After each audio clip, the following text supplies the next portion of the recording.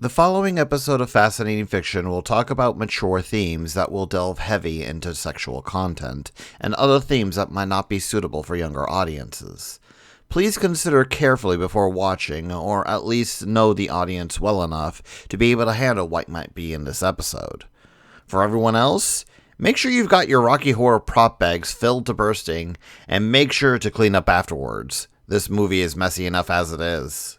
For those who may not have realized it at this point, musicals have been a large part of my life since I was a kid.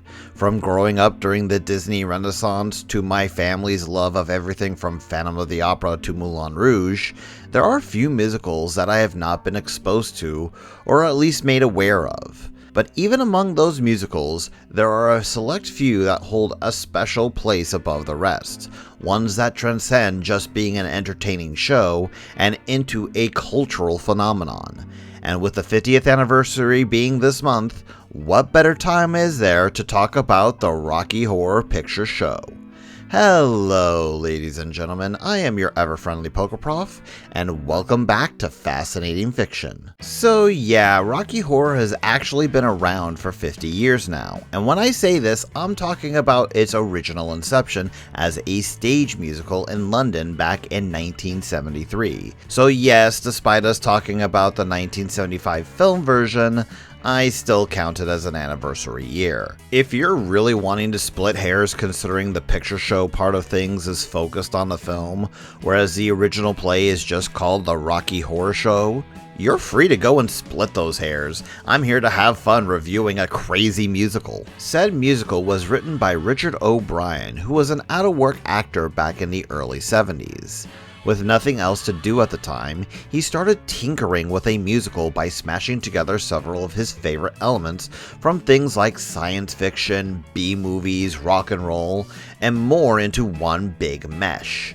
Originally titled They Came from Denton High, it was director Jim Sharman who suggested that the name should be changed to The Rocky Horror Show, which eventually became The Rocky Horror Picture Show once it got adapted into film in 1975. And seeing as I would have no footage to really show you all otherwise when it comes to Rocky Horror, we'll be using the film since most of the original London casts are all reprising their roles here for this film. Things start off showing just how weird and wacky the film is with the very first musical number, Science Fiction Double Feature, with its entire set of lyrics being there to reference and nod to several popular sci-fi movies, with some of the more well-known films like Flash Gordon, Dr. X, and Forbidden Planet actually being name-dropped in the song itself. This, the song's title, and the fact that it's being sung by a disembodied pair of lips all push forward the idea that we're in an older time, back where double features were actually a thing movie theaters did, where wild ideas like giant ants made sense to be movie monsters, and the focus was more on having fun than treating a movie as something serious. And that's probably the best way to view this film, as a good time. And while you can look deeper into the entire thing, Lord knows I'm going to because that's kind of the whole point of my YouTube channel, the main thing here that needs to be kept in mind is that this is all in good fun. We actually see this with the fact that Tim Curry, Richard O'Brien, and Patricia Quinn are in the background of the wedding that introduced Brad and Janet to the audience, though it's something that you wouldn't really notice unless you were actually keeping an eye out for it. But now that we've been properly introduced to them, Brad and Janet's first song actually has an interesting little note. It was done poorly on purpose. A lot of people seem to forget that there's a lot of different aspects that go into making a movie. The acting is a major part, but choices in sound, dress, and even how things are directed can change the entire tone of a scene. Outside of the flustered and embarrassed motions of our two main characters, the song is done in its awkward manner to show off how inexperienced Brad and Janet are together. You could even argue the fact that our background characters are pulling in a coffin here is symbolism for the future events of the film, showing off the death of that innocence. This is where one of the more interesting elements of the entire musical comes into play. The fact that we're going back and forth between the events of Brad and Janet playing out before us, and the narrator. Portrayed as a criminologist in the film, he's here to recount the story and add his own thoughts and opinions. For the most part, he's a minor character, but there's a reason I bring him up that I'll get into later down the line. Just know that he's here enough to be noticed. Moving on, we return to Brad and Janet's next song together in Over at the Frankenstein Place, which when I looked up information on it had the helpful explanation of being done in E major. Now, I'm no musical guy here when it comes to understanding all the little bits of musical theory, but I know enough that usually a major tone for music is there to promote a more positive and uplifting song, whereas a minor is usually used to make something darker. Which begs the question, because I don't have the musical ear to tell the difference. If this song is notable in this soundtrack for having been done in E major, does that mean the rest of the soundtrack is done in a minor key? Seriously, I'm wanting to know. Nothing else I've looked up about this song explains why this song being in E major is important. Maybe because this is the last innocent bastion for Brad and Janet before the true craziness of the film really sets in? Maybe it's done to show off the fact that Brad and Janet actually have really good singing voices, something that the last song didn't get to show off. Maybe it's just someone who wanted to show off how well they knew music on Wikipedia. I honestly legit unsure what's the right answer here. It's then, in the movie version at least, that we come to the most well-known and popular song of Rocky Horror, The Time Warp. Just a jump to the left.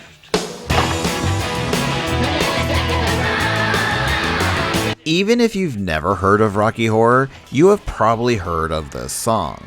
And let's be entirely honest, it doesn't make any more sense in context than it does out of it. I say this for two reasons. The first is that the song itself really doesn't have any lead up. Brad and Janet are just brought into the mansion where the rest of the movie takes place, and then Riff Raff, played by the creator of Rocky Horror, Richard O'Brien, starts the song. The second is because this song actually wasn't placed here in the original play. It switched places with another song and was fifth in the lineup. It actually took until the script was revised in 1990 before the stage versions followed the same formula. What song switched places with the Time Warp? Well, that's probably the other breakout number of this film. I'm just a sweet transvestite. Well, if there's one thing you can say about Tim Curry, he knows how to make a damn entrance. This is the part of the film where we meet the true main character, Dr. Frank-N-Furter. While we have spent more time with Brad and Janet overall, it's Frank here that's the big mover and shaker of the movie. He's the kind of antagonist that kind of takes control of everything, leaving the rest of the cast as mostly side characters. Not that that's a bad thing, mind you, just mostly describing just what kind of role Tim Curry has here. And by God, he's good at it. And it's with the movie moving forward to Frank's laboratory that we see just how much of the classic sci-fi element of Rocky Horror comes into play, with us pretty much doing the entire bit from Frankenstein's monster. Which, considering the fact that the original monster in the original Frankenstein is said to be a beautiful, if hauntingly inhuman creature to look at, probably makes the titular Rocky Horror here the most accurate film adaptation of the creature to date. And now we start running into back-to-back songs that shows off a rather interesting quirk about most musicals, where instead of getting character moments and acting to explain the story, it's almost entirely done through music. There are only a few parts in the next couple of songs that we get a moment for the characters to actually interact with each other that isn't through singing, or, in the case of Rocky, are one of the only times he actually gets to say anything, considering that his actor, Peter Hinwood, couldn't sing and was actually dubbed over by Trevor White. Regardless, throughout these songs, we end up learning that Rocky here is basically Frank's newest plaything, an attractive man made with muscles and part of the brain of Frank's last love, Eddie, whom we get to see for a quick moment singing his own song. This doesn't last long, as Frank ends up taking a pickaxe to Eddie to return to his own song glorifying Rocky. It's a bit of a whiplash back and forth here, considering we go from one song to another and then back to the original song in the course of like 5 minutes, if that. But there's another reason why I'm wanting to condense this bit. It's mostly to focus on the ending of the reprise of Make You a Man, where Janet, who earlier claimed to have little interest in men with big muscles, ends up singing this line.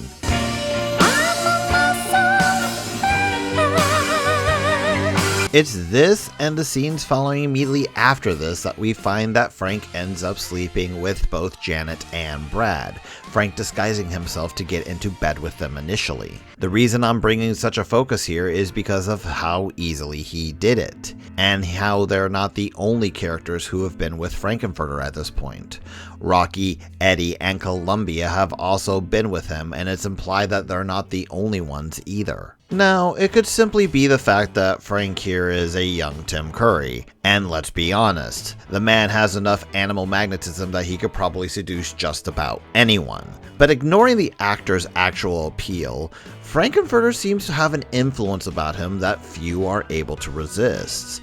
We see this in how easily both Brad and Janet give into Frank here, and how even Columbia admits later on that she loved Frank at one point. It's not just a matter of him being alluring to other characters though. It's the fact that he seems to break down their very morals to live like he does, sexually free to go and be with anyone he wants at any time. This is what we see with Janet when, after seeing Brad having slept with Frank, decides to do the same with Rocky during the song Touch It, Touch It, Touch It, Touch Me. Some might say it's revenge for what Brad did, despite the fact that Janet did the same thing minutes before, but I point more at Frank at fault here, especially as we push later on into the film. After we get introduced to Dr. Scott, this is where things go even further into the more out there sci-fi stuff, including the whole dramatic reveal of Frank, Riff Raff, and Magenta being all aliens, the fact that they've got technology that outdoes ours, and that Eddie is Dr. Scott's nephew. This last bit makes a great deal more sense when you consider the fact that Dr. Scott was also played by Meatloaf in the original American version of the play. This is where that influence I was talking about comes into effect, as Eddie himself seems to have enough will to send out a warning to his uncle about what's going on and that Frank is a threat, but not enough to actually escape being with Frank in the same way Brad and Janet were. Though in the case of our rock and roll star here, his fate ends up with him becoming morbidly close to truly fitting the name of Meatloaf. The sight leads Janet here into grabbing onto Rocky, and with Frank being as jealous as he is, it eventually leads us to everyone who isn't an alien being turned into stone. The floor show, as Frank calls it, is the part where we really get to see the full strength of what power he has over the rest of the cast fully coming into effect. Now, part of this might be thanks to the machine that turned the cast into stone, but regardless, everyone is under the effect to dance and sing about their experiences within the castle. This is where we see how it's affected people differently, where Brad is trying to break free of whatever Frank's done to them, while Janet is grateful, embracing what has been done. And when they're all drawn into the pool with Frank, it's clear to see that none of them are in their right minds. This is compounded even further when Dr. Scott also succumbs, joining in on the floor show. It's only with Riff Raff and Magenta having enough of all this that they come in, singing that they're going to return back to their home planet, with them being aliens and all. We see that even Riff Raff still cared about Frank-N-Furter in the end, as we see him crying even after he killed the man for the sake of society. He tells the humans they can leave before he and Magenta revert to the madness from before, ready to embrace the insanity of the time warp. It's never made explicitly clear if this is something that's left over from Frank's influence, or if it was something that the aliens just have part of their culture. Now, what's interesting is the ending of the movie actually has a bit of extra music depending on which version of the film you've got. Cut from the original US version of the film, the song Superheroes is a short few verses about how Brad and Janet were affected by the night's events, before leading up to the narrator giving his ending thoughts about humanity as a whole, before leaving the room he was telling us the story in complete darkness, lit only by the globe. A bit of a downer ending, but it makes sense when you consider the fact that you can view the Rocky Horror Picture Show as a cautionary tale, but one with a bit of a twist to the normal state of things. With the setting, you'd think that the moral of the story would be not to fall into the bad crowd, what with Eddie and Frank both showing to be characters that are considered outliers and not suited for society. But Brad and Janet aren't shown to be any better. Whereas Frank and his group are shown to be too wild, our main characters are shown to be too restrained.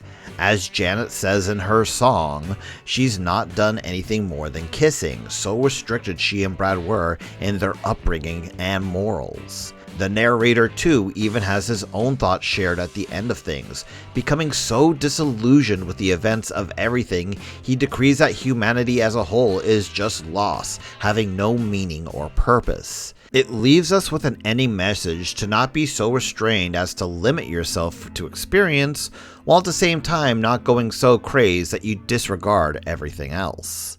Of course, that's if you're wanting to take the movie as seriously as I did here. The Rocky Horror Picture Show isn't a serious film.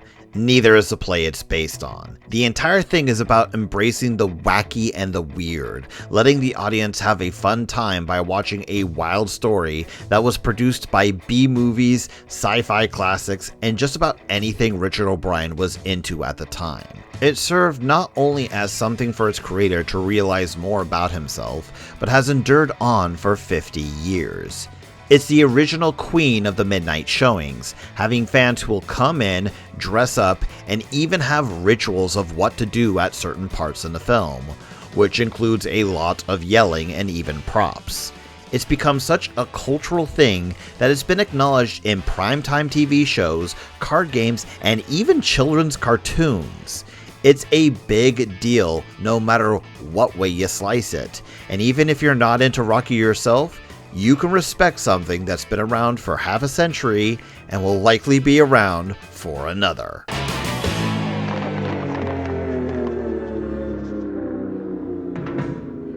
But with all that said, I hope I've done a good job to entertain you, and I'll do my best to do so again in the future. Hopefully you'll follow along with my content by subscribing and doing all the other things that gives us YouTubers life. If you wish to support me a bit more, I do have a Patreon where you can get access to bonus content. But until next time, stay frosty.